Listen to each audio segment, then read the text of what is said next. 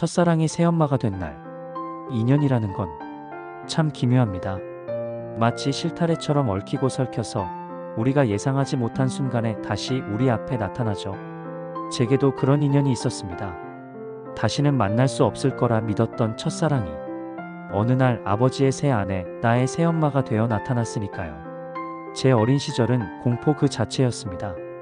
군청의 과장급 공무원이었던 아버지는 술만 드시면 완전히 다른 사람이 되셨어요. 평소엔 조용한 분이었는데 술이 들어가면 집안이 아수라장이 되곤 했습니다. 기억납니다.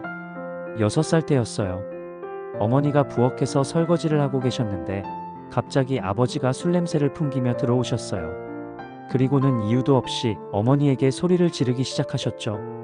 밥이 짜다, 반찬이 맛없다, 집안 정리가 안 되어 있다.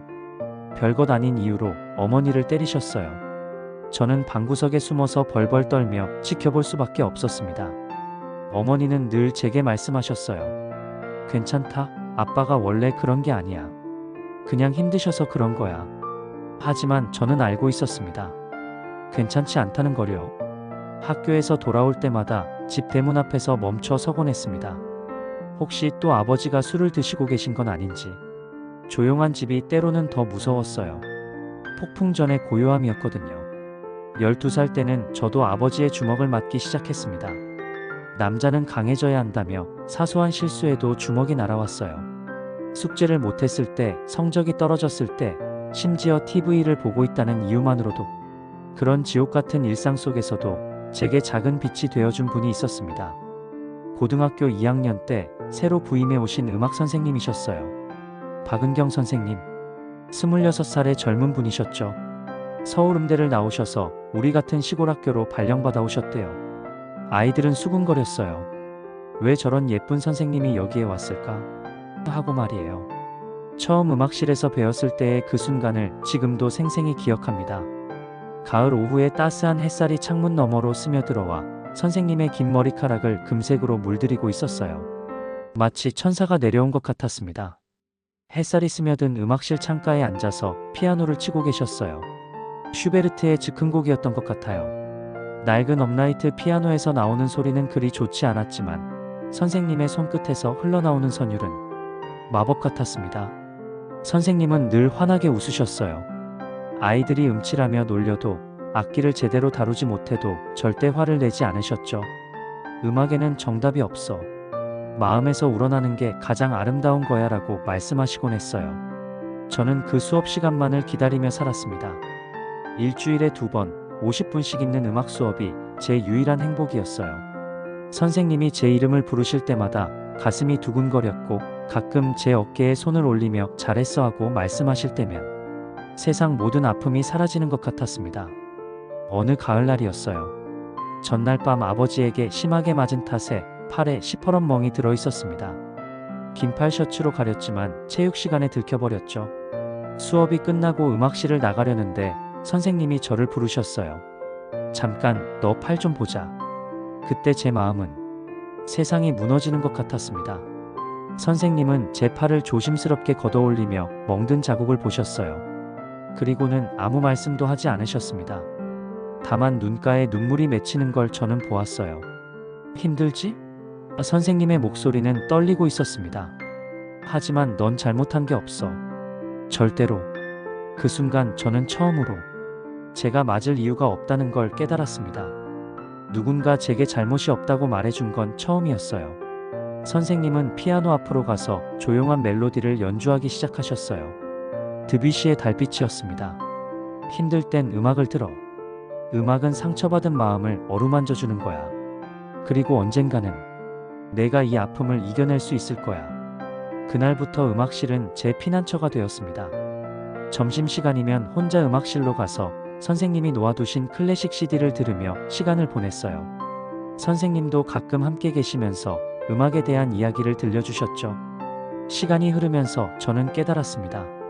제가 선생님을 좋아한다는 걸, 아니 사랑한다는 걸 말이에요.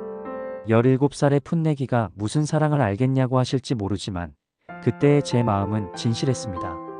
선생님의 미소 하나, 시선 하나에 온 세상이 밝아지는 것 같았어요. 어느 겨울날 눈이 펄펄 내리던 날이었어요. 방과 후 음악실에서 혼자 피아노를 치고 있는데 선생님이 들어오셨어요. 요즘 실력이 많이 늘었구나. 재능이 있는 것 같아. 그때 용기를 내서 물어봤습니다. 선생님, 저 같은 학생도 언젠가 멋진 사람이 될 수 있을까요? 선생님은 잠시 저를 바라보시더니 말씀하셨어요. 너는 이미 충분히 멋진 아이야. 그리고 앞으로 더욱 멋진 사람이 될 거야. 그 말 한마디에 저는 완전히 빠져버렸습니다. 첫사랑이라는 게 이런 건가 싶었어요. 하지만 선생님도 느끼고 계셨던 것 같아요. 제 시선이, 제 마음이 어디를 향하고 있는지. 그래서 점점 거리를 두려고 하셨어요. 더 이상 혼자 남지 않으시고 개인적인 이야기도 하지 않으셨죠. 그럼에도 저는 포기할 수 없었습니다. 졸업할 때까지 단 한 번이라도 제 마음을 전하고 싶었어요. 고등학교 3학년 겨울이었습니다. 갑작스럽게 선생님의 전근 소식이 들려왔어요. 서울의 한 학교로 발령이 났다고. 다음 달이면 떠나신다고 했습니다. 마지막 수업날 저는 끝까지 교실에 남아 있었어요. 다른 아이들이 모두 나간 후 선생님과 단둘이 남았습니다. 선생님, 떨리는 목소리로 불렀어요. 저 선생님을. 하지만 선생님이 먼저 말씀하셨어요. 고마웠어. 내가 음악을 좋아해줘서, 힘든 시간들을 잘 이겨내줘서. 선생님도 저 때문에 힘드셨죠? 제가 물었습니다. 선생님은 잠시 침묵하시더니 고개를 끄덕이셨어요. 하지만 후회하지 않아. 너는 특별한 학생이었으니까. 그것이 우리의 마지막 대화였습니다. 선생님이 떠나신 후 음악실은 텅 비어버렸어요. 새로운 음악 선생님도 계셨지만 그곳은 더 이상 제게 피난처가 아니었습니다. 선생님이 남기고 간 악보집 한 권. 그것만이 저에게 남은 전부였어요. 세월은 흘러갔습니다. 저는 대학에 진학했고 어머니는 제가 25이 되던 해에 지병으로 세상을 떠나셨어요. 오랜 고생에 지치셨던 거죠. 아버지는 어머니가 돌아가신 후 많이 달라지셨어요. 술도 끊으시고 늘 후회한다고 말씀하셨죠. 하지만 이미 늦었습니다. 어머니는 돌아오지 않으셨으니까요. 몇 년 후 아버지가 말씀하셨어요. 외로워서 견딜 수가 없다. 재혼을 생각해보고 있다. 처음엔 반대했습니다. 아버지가 또 다른 여자분을 아프게 하실 것 같아서요. 하지만 아버지는 변하셨다고, 이번엔 정말 잘하겠다고 하셨어요. 한 번만 만나보자. 좋은 분이야. 아버지의 간청에 못 이겨 저는 만남에 응했습니다. 2019년 가을 한 카페에서 만나기로 했습니다. 아버지는 먼저 와서 기다리고 계셨어요. 곧 오실 거야. 좋은 분이니까 예의 바르게 대하렴. 아버지의 말에 고개를 끄덕였습니다. 그때였어요. 카페 문이 열리면서 한 여자분이 들어오셨는데 순간 제 심장이 멈췄습니다. 박은경 선생님이었습니다. 15년의 세월이 흘렀지만 저는 단숨에 알아봤어요. 조금 나이는 드셨지만 여전히 아름다우셨어요. 여전히 그 따뜻한 미소를 지고 계셨죠. 선생님도 저를 알아보셨어요. 잠시 놀란 표정을 지으시더니 떨리는 목소리로 제 이름을 부르셨습니다. 지훈이. 맞지? 모든 시간이 정지된 것 같았습니다. 제 첫사랑이 아버지의 약혼자로 앉아 계신 거예요. 아버지는 우리의 분위기를 보시고는 물어보셨어요. 서로 아는 사이냐? 저는 겨우겨우 대답했습니다. 예. 고등학교 때 음악 선생님이셨어요. 그날 저녁은 정말 길게 느껴졌습니다. 아버지와 선생님은 결혼 계획에 대해 이야기하셨고 저는 그저 듣기만 했어요. 현실이 믿어지지 않았거든요. 결혼식은 조용히 치러졌습니다. 저는 아들로서 참석해야 했고 선생님은, 아니, 이제는 새어머니가 되신 분은 아름다운 신부로 서 계셨어요. 식이 끝난 후 잠시 단둘이 이야기할 시간이 있었습니다. 이상하죠? 운명이라고 해야 할까요? 선생님이 먼저 말을 꺼내셨어요. 선생님, 아니 어머니, 저는 뭐라고 불러야 할지 몰랐어요. 그냥 은경이라고 불러줘. 우리 친구처럼 지내자. 선생님의 제안에 저는 고개를 끄덕였습니다. 하지만 마음이 그렇게 간단할 리 없었죠. 같은 집에 살게 되면서 매일 선생님을 봐야 했어요. 예전에 그 마음이 다시 꿈틀거렸습니다. 선생님도 힘들어하시는 게 보였어요. 저를 볼 때마다 복잡한 표정을 지으셨거든요. 처음 몇 달은 평온했습니다. 아버지는 정말 변하신 것 같았어요. 선생님에게 다정하셨고 술도 드시지 않았죠. 하지만 사람은 그렇게 쉽게 변하지 않나 봐요. 반년쯤 지났을 때부터 아버지가 다시 술을 드시기 시작했어요. 처음엔 가끔씩이었는데 점점 빈도가 늘어갔죠. 그리고 예전의 그 모습이 다시 나타났습니다. 술에 취하면 트집을 잡으시고 소리를 지르시고 어느 날 밤 화장실에서 나오는데 거실에서 큰 소리가 들렸어요. 아버지가 선생님에게 화를 내고 계셨습니다. 밥이 왜 이래? 예전엔 이렇지 않았는데. 별것 아닌 일로 화를 내고 계셨어요. 그 순간 저는 깨달았습니다. 역사가 반복되고 있다는 걸. 이번엔 제가 사랑하는 사람이 그 대상이라는 걸. 상황은 점점 악화되었습니다. 아버지의 폭력은 말에서 행동으로 이어졌어요. 어느 날 새벽 선생님의 작은 신음소리에 잠이 깼습니다. 거실로 나가보니 선생님이 구석에 웅크리고 앉아 계셨어요. 얼굴에 멍이 들어 있었습니다. 괜찮아? 넘어져서 그래. 선생님은 거짓말을 하셨지만 저는 모든 걸 알고 있었어요. 제가 왜 말리지 않았냐고요? 시도해봤습니다. 하지만 아버지는 집안일에 끼어들지 말라며 저까지 밀쳐내셨어요. 또다시 그녀를 지켜주지 못했습니다. 15년 전에는 학생이어서 이제는 아들이어서 저는 또 무력했어요. 선생님은 점점 말이 없어지셨어요. 예전에 그 밝은 미소도 사라졌죠. 마치 어머니가 그랬던 것처럼. 어느 늦은 밤이었습니다. 아버지가 술에 취해 쓰러져 주무시는 사이 저와 선생님은 거실에서 마주 앉았어요. 미안해. 선생님이 먼저 말씀하셨어요. 내가 이런 걸 또 봐야 하다니. 선생님이 미안할 게 뭐 있어요. 제가 미안해요. 또 지켜드리지 못해서.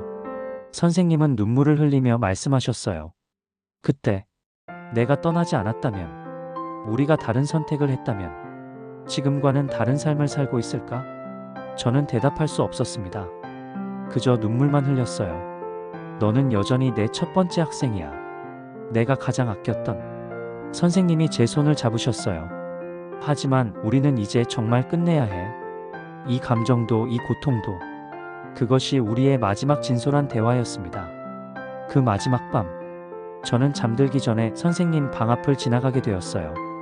문틈 사이로 작은 흐느낌 소리가 들렸습니다. 노크를 할까 망설이다가 그냥 지나쳤어요. 그때 들어가서 선생님을 위로해드렸더라면, 아니 그냥 함께 있어드렸더라면. 새벽 3시 17분. 그 시각을 저는 평생 잊지 못할 겁니다. 새벽 3시쯤이었어요. 큰 소리에 잠이 깼습니다. 거실에서 아버지의 고함 소리와 함께 무언가 깨지는 소리가 들렸어요. 급히 뛰어나갔는데 선생님이 바닥에 쓰러져 계셨습니다. 머리에서 피가 나고 있었어요. 아버지는 술에 만취해서 제대로 서 계시지도 못했어요. 내가 뭘 한 거지? 중얼거리고 계셨죠. 저는 급히 119에 신고했습니다. 하지만 너무 늦었어요. 선생님. 아무리 불러도 대답이 없었습니다. 구급차가 도착했을 때도, 병원에 도착했을 때도 선생님은 다시 눈을 뜨지 못하셨어요. 선생님의 장례식은 조용히 치러졌습니다. 시골 학교 동료 선생님들과 옛 제자 몇 명만 참석했어요. 아버지는 그 후 스스로 경찰서에 자수하셨습니다. 지금도 감옥에서 지내고 계시죠. 저는 혼자 남았습니다. 첫사랑이었던 음악 선생님도 새어머니도 모두 잃었어요. 지금도 비 오는 날이면 그때 그 음악실이 떠오릅니다. 창가에 앉아 피아노를 치시던 선생님의 모습, 제 이름을 다정하게 불러주시던 목소리, 선생님이 남기고 가신 그 악보집은 지금도 제 책상 위에 있어요. 가끔 펼쳐보면서 그때를 그리워합니다. 첫사랑은 아름다운 추억이어야 한다고 사람들은 말합니다. 하지만 제게 첫사랑은 평생 가슴에 품고 살아가야 할 아픔이 되었어요. 그럼에도 저는 후회하지 않습니다. 선생님을 사랑했던 그 마음만큼은 진실했으니까요. 사랑이란 때로는 이런 것인지도 모르겠습니다. 가질 수 없기에 더욱 간절하고 잃고 나서야 그 소중함을 깨닫게 되는 박은경 선생님. 제 첫사랑이자 음악 선생님이셨고 짧은 시간이었지만 어머니이기도 하셨던 분. 그분을 저는 영원히 잊지 못할 겁니다. 그러나 저는 어려서는 사랑하는 어머니를 지키지 못했고 성인이 되어서는 사랑하는 여자를 지키지 못한 나약하고 바보 같은 사람입니다. 누군가를 사랑한다는 건 그 사람을 지킬 수 있는 용기와 헌신이 반드시 필요합니다. 여러분은 꼭 그런 아름다운 사랑을 하시길 바랍니다. 감사합니다.